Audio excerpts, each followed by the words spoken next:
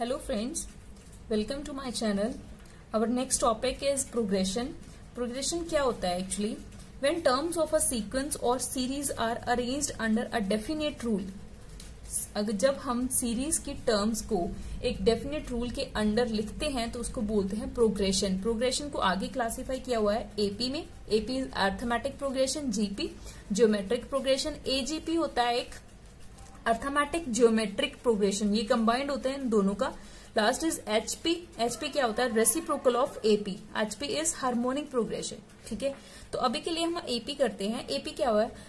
Difference between two consecutive terms is constant through out the series. जब हम कभी भी दो कंसेक्टिव टर्म्स को उठाएं, अगर उनका डिफरेंस सेम आ रहा हो, हर बार कांस्टेंट रह रहा हो सारी सीरीज में, तो उस सीरीज को बोलते हैं हम अर्थमेटिक प्रोग्रेशन। ठीक है, तो इसमें हमने कुछ एजम्पशंस की हुई हैं। इसकी जो भी फर्स्ट टर्म होगी इसको हम ए से डिनोट करेंगे, और जो भी इसका कॉमन डिफरेंस, जो उनके बीच में टर्म्स के बीच में डिफरेंस आता है, कंसेक्टिव टर्म्स के बीच में डिफरेंस आता है, उसको हम डी से डिनोट करते हैं, स्मॉल डी एंड स्मॉल ए। ठीक है, इसकी जो जनरल टर्म बनती है, जनरल सीरीज लिखी कैसे जाती है? स्टार्टिंग में कोई भी टर्म होगी, ए होगी फर्स्ट टर्म, उसमें से जो भी डिफरेंस होगा वो ऐड किया होगा, ए प्लस डी। नेक्स्ट टर्म में क्या हो जाएगा? इसमें से डी ऐड हो जाएगा, a plus 2d। Next term में इसमें डी ऐड हो जाएगा, a plus 3d plus up to 1। ऐसे ऐसे ये सीरीज बढ़ती जाती है। ठीक है, अगर हमारे पास कोई भी तीन नंबर एपी में है, ठीक है, कोई भी तीन नंबर अगर एपी में है, तो जो भी सेंट्रल टर्म होगी वो 2 टाइम्स होगी इन दोनों के सम के इक्वल। ठीक है, ठीक है, तो इसकी जनरल टर्म होती है हमारे पास a plus n minus 1 into d. और जब लास्ट टर्म लिखी होती है तो कई बार उसको स्मॉल एन से डिनोट किया हुआ होता है। ठीक है, इसकी जनरल टर्म में जो भी हमारे पास डिफरेंस होता है डी, इसकी में कोई रिस्ट्रिक्शन नहीं होती। ये पॉजिटिव होना चाहिए, नेगेटिव भी हो सकता है, जीरो भी हो सकता है। मतलब अगर मैं 1 1 1 1 1 वाली कोई भी सीरीज लिख दूं वो भी एपी में आएगी, क्योंकि उसका कॉमन डिफरेंस क्या हो जाएगा? 0। ठीक है, तो हमारे पास जो कॉमन डिफरेंस होता है वो पॉजिटिव भी हो सकता है, नेगेटिव भी हो सकता है और जीरो भी हो सकता है। जीरो के लिए हमने कोई भी कांस्टेंट ले लेते हैं, 1 1 1 1। अगर ऐसी कोई सीरीज ले तो ये वाली सीरीज जो है वो एपी में आ रही है, because here the common difference is 0। ठीक है, अगर मैं ऐसा ले लूं कुछ 3 2 1 0 -1 अप टू सो ऑन, तो इसमें जो कॉमन डिफरेंस है वो क्या है? -1। -1 करेंगे, इसमें -1 करेंगे तो ये आ जाएगा, इसमें -1 करेंगे तो ये आ जाएगा, इसमें -1 करेंगे तो ये, मतलब ऐसे ऐसे बढ़ती जाएगी। मतलब कॉमन डिफरेंस हमारा नेगेटिव भी जा सकता है। अगर इसी सीरीज को उल्टा करके ले लें तो हम 1 2 3 4, अगर ऐसी सीरीज ले लेते तो कॉमन डिफरेंस हमारा +1 बन रहा है, मतलब common difference is positive also. तो कॉमन डिफरेंस पे कोई रिस्ट्रिक्शन नहीं होती, वो 0 भी हो सकता है, वो पॉजिटिव भी हो सकता है और वो नेगेटिव भी हो सकता है। ठीक है, नेक्स्ट इज अगर हमें बोला हो फाइंड आउट करने को nth टर्म फ्रॉम एंड, अगर एंड से बोला होगा तो पक्का वहां पे टोटल नंबर ऑफ टर्म्स बताई हुई होंगी। ठीक है, तो अगर मैंने m ले लिया टोटल नंबर ऑफ टर्म्स, और nth टर्म आपने एंड में से फाइंड आउट करने, एंड में से थर्ड टर्म क्या होगी, अगर ऐसा कुछ पूछा होगा तो tm minus n minus 1 into D हो जाएगा। ठीक है, तो m क्या हुआ है हमारे पास? Total number of terms. इसको हम ऐसे भी लिख सकते हैं, tm है ना, इसको हम ऐसे लिख सकते हैं a plus m minus 1 into d minus n minus 1 into d, क्योंकि tm है उसकी मैंने वैल्यू पुट कर दी, जनरल टर्म है, tm m टर्म लिखा हुआ है, तो इसकी वैल्यू क्या आएगी? a plus m minus 1 into d minus n minus 1 into d as it is. तो क्या बन जाएगा? a plus m minus 1, here is -1, here is +1, वो कैंसिल हो जाएगा, इंटू डी। ये बन गया। तो ये कौन सी जनरल टर्म बनेगी? m माइनस n प्लस 1, क्योंकि यहाँ पे जो भी होता है, ये हेयर इज tn, अगर यहाँ पे n है तो यहाँ पे n माइनस 1 होगा, मतलब यहाँ पे जो भी वैल्यू उससे एक ज्यादा होगी यहाँ पे। तो यहाँ पे m माइनस n आ रहा था तो m माइनस n प्लस 1 कर दिया, उससे नेक्स्ट टर्म ले ली। ठीक है, तो अगर आपको nth टर्म फाइंड आउट करनी हो लास्ट में से, या तो आप ऐसे कर लो tm total number of terms find out कर लो -n माइनस 1 इंटू डी, या फिर आप डायरेक्टली ये फाइंड आउट कर सकते हो टोटल नंबर ऑफ टर्म्स जो भी होंगी आपके पास माइनस वो वाला n कर दो, +1 कर लो, वो वाली टर्म आगे से फाइंड आउट कर लो जो हमारे पास जनरल फॉर्मूला है, तो वो आपको nth टर्म फ्रॉम एंड मिल जाएगा। ठीक है, नेक्स्ट अगर आपको सम फाइंड आउट करने को बोला होगा, सम फाइंड आउट करना होगा n टर्म्स का, तो वो होता है n/2 2a plus n minus 1 into d, या फिर इसको ऐसे भी लिखा होता है n/2 as it is a plus l, l is last term, या फिर आपको tn भी लिखा हुआ मिल सकता है यहाँ पे l की जगह पे। ठीक है, आगे वाले दो रिजल्ट बहुत इंपॉर्टेंट है, आपको सीधे सीधे क्वेश्चन हो जाएंगे इससे।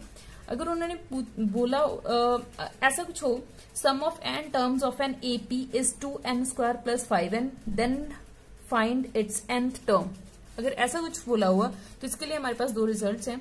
सम of n terms of an AP, अगर आपके पास क्वाड्रेटिक एक्सप्रेशन में पड़ा हो, क्वाड्रेटिक एक्सप्रेशन इन n, अगर sum of n terms quadratic expression में जा रहा हो, an² प्लस bn हो रहा हो, क्वाड्रेटिक एक्सप्रेशन इन n हो, तो जो भी कॉमन डिफरेंस होगा वो जो n² का कोफिशिएंट होगा ना उसका ट्वाइस कर देना, 2a, n² का कोफिशिएंट इज 2, तो उसको डबल कर देंगे हम 2a, वो हमारे पास कॉमन डिफरेंस बन जाएगा। ठीक है, तो यहां से देखो sum of n terms of an AP is this, ये क्वाड्रेटिक एक्सप्रेशन दिया हुआ है इन n में। ठीक है, तो इसका कॉमन डिफरेंस क्या बनेगा, मतलब जो भी n² का कोफिशिएंट पड़ा है वो n² का कोफिशिएंट क्या है 2, तो उसका डबल कर देंगे, वो हमारे पास d निकलेगा। तो इस क्वेश्चन में d हमारे पास क्या निकलेगा, 2 का डबल हो जाएगा 4। ये तो मेरे को पता चल गया डायरेक्टली यहां से। ठीक है, अभी आगे एक और रिजल्ट है मेरे पास, if nth term of an AP is of the form linear expression में, ये nth टर्म है, यहाँ पे sum of n terms quadratic expression में है। अगर nth टर्म आपकी लीनियर एक्सप्रेशन में दी हुई हो तो उसका कॉमन डिफरेंस जो होता है वो a होता है, मतलब n का जो भी कोफिशिएंट होगा वो। ठीक है, अभी यहाँ पे देखो हमने sum of n terms of AP ये दिया हुआ था और nth टर्म पूछी हुई थी, सम ऑफ क्वाड्रेटिक एक्सप्रेशन था तो हमने d फाइंड आउट कर लिया, 4 आ गया। nth टर्म जो ऑप्शंस दी हुई हैं वो लीनियर एक्सप्रेशंस में दी हुई है, और ये nth टर्म है। nth टर्म अगर लीनियर एक्सप्रेशन में दी हुई होती है तो उसका कॉमन डिफरेंस मुझे पता है वो क्या होता है, n का जो भी कोफिशिएंट पड़ा होगा वो। तो मेरे पास कॉमन डिफरेंस क्या होना चाहिए, 4, मतलब n का जो भी कोफिशिएंट होना चाहिए वो क्या होना चाहिए, 4। तो n का कोफिशिएंट यहाँ पे भी 4 पड़ा है, यहाँ पे भी 4 है, यहाँ पे तो 3 है ना, इसको तो डायरेक्ट कैंसिल, यहाँ पे भी 3 है, इसको भी कैंसिल कर सकते हैं।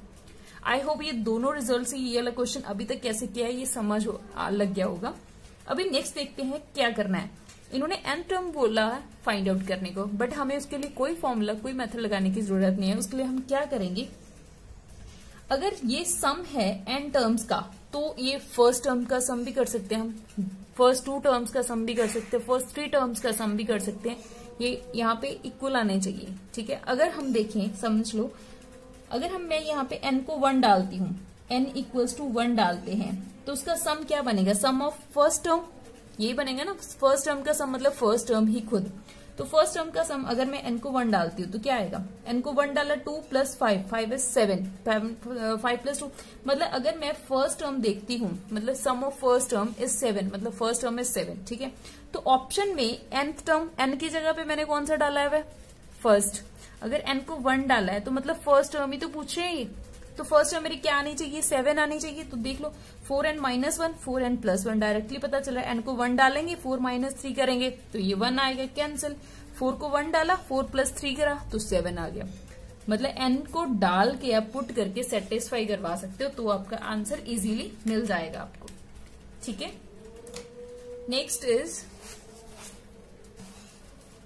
अगर हमें सपोज करना हो कुछ टर्म्स को लेके, सपोजिशन कैसे करेंगे, अगर हमें और टर्म सिलेक्ट करनी हो तो सेंटर में a रखेंगे और राइट साइड में d ऐड करते जाएंगे और लेफ्ट साइड में d डिक्रीज करते जाएंगे, मतलब कॉमन डिफरेंस हम d लेके चलेंगे यहाँ पे और सेंटर में a होना चाहिए।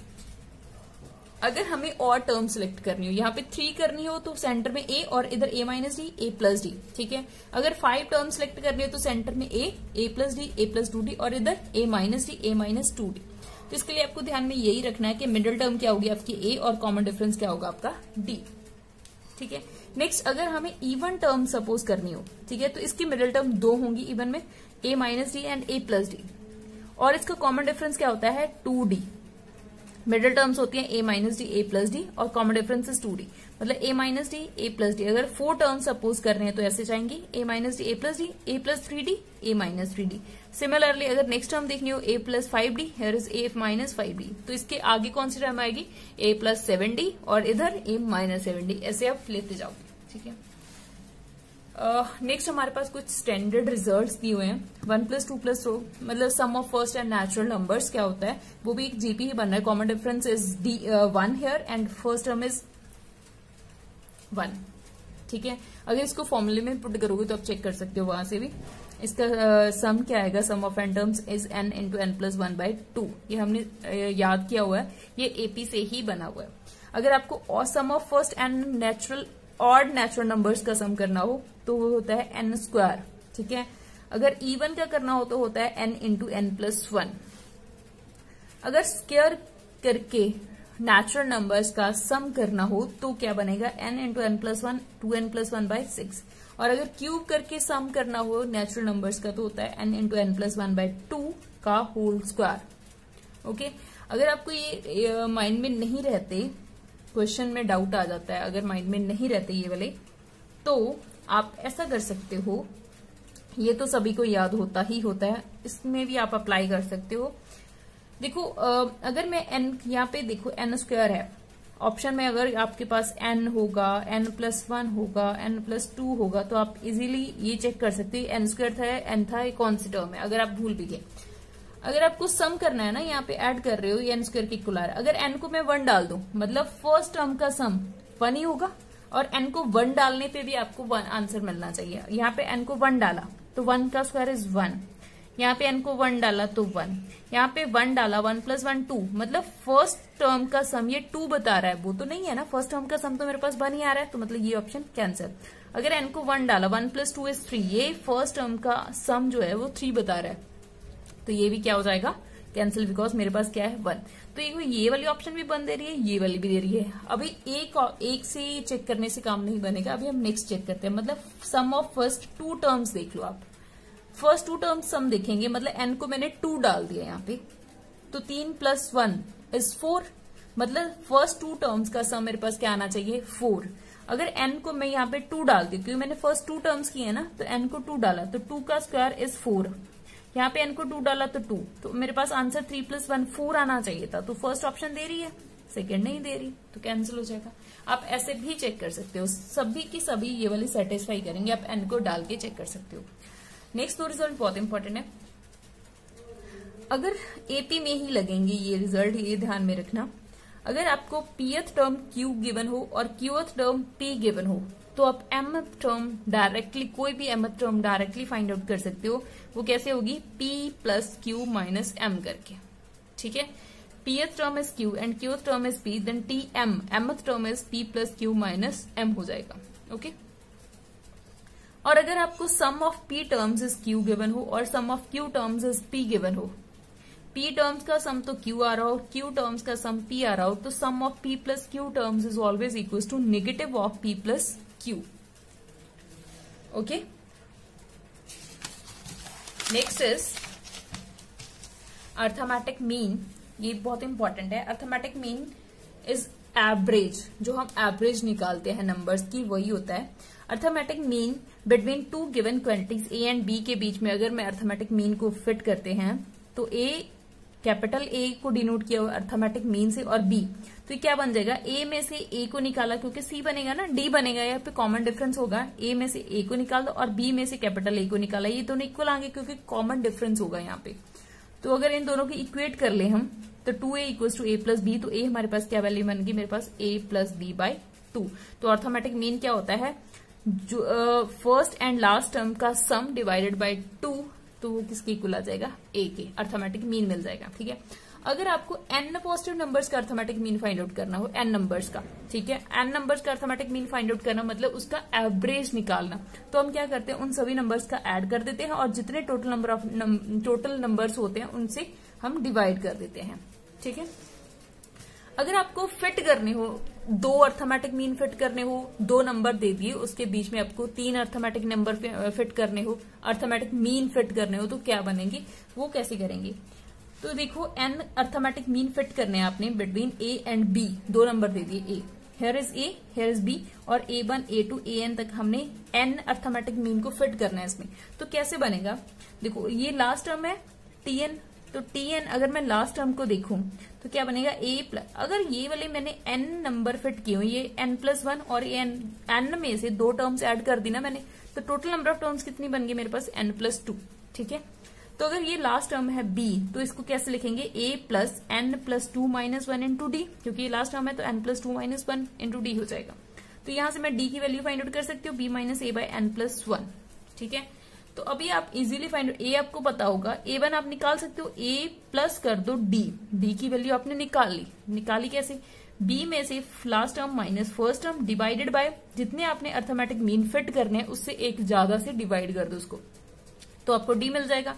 तो a में अगर 1d ऐड कर दूं, मतलब 1 टाइम्स d ऐड कर दूं तो a1 मिल जाएगा, अगर 2 टाइम्स d ऐड कर दूं तो मुझे a2 मिल जाएगा, अगर 3 टाइम्स ऐड कर दूं a3 मिल जाएगा, अगर n टाइम्स ऐड कर दूं तो an मिल जाएगा मुझे। ठीक है, तो आप ऐसे जितने भी अर्थमेटिक मीन फिट करना चाहते हो तो वो इजीली कर सकते हो। Here is a question, if a1 a2 दो अर्थमेटिक मीन है 1/3 एंड 1/24 के बीच में, देन देयर वैल्यूज क्या होंगी उनके बीच में, मतलब a1 और a2 की वैल्यू क्या होगी। तो हम डायरेक्टली इसी से कर सकते हैं।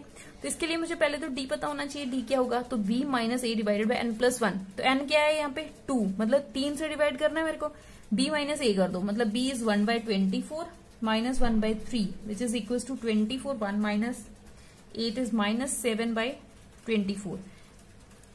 तो ये तो b - a बन गया, नीचे डिवाइड किससे करना है, n+1 से, n इज 2 तो n+1 इज 3, मतलब इसको 3 से मल्टीप्लाई -7/72।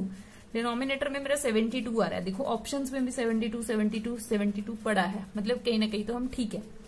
तो अभी a1 फाइंड आउट कर लेते हैं। तो जो भी a गिवन है उसमें d ऐड कर दो, a मेरे पास है 1/3, इसमें मैंने d ऐड करना है, मतलब -7/72 ऐड करना है।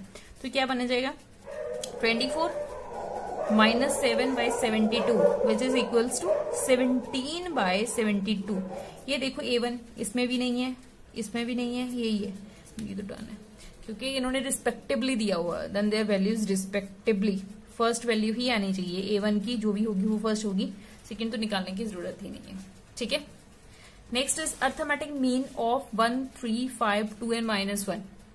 अर्थमेटिक मीन बोला हुआ है यहाँ पे, ये हमने ऑलरेडी कर लिया है ये वाला question, 1 + 3 + 5 + up to so on, ये हमने क्वेश्चन किया था n को पुट करके सपोज करके, वैसे ही वाला क्वेश्चन भी हमें करना है। ठीक है, इसका आंसर होगा n², वो हम करके भी देख लेते हैं।